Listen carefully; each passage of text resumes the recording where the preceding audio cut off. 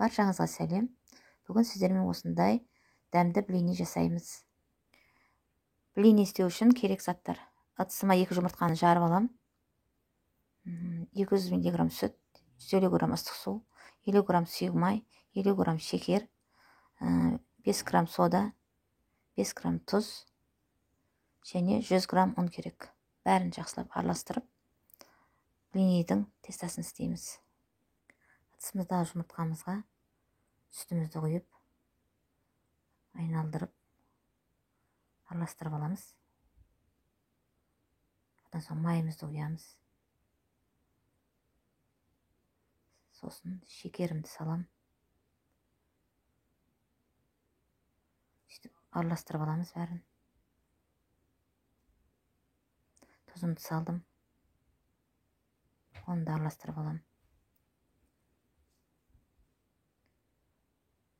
Енді содамды салам. Оны да жақсылап араластырам.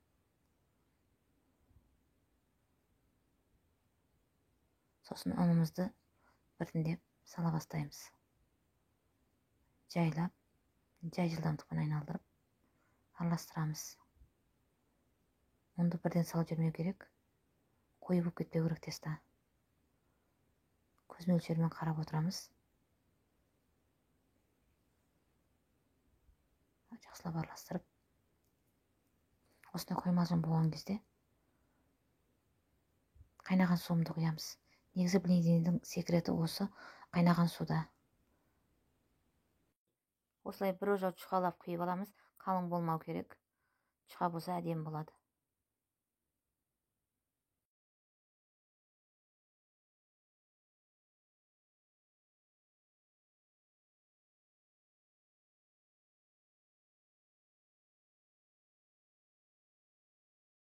Піскен блинимізге арасына фарш пен күрішімізді араластырып салып орасақ та болады.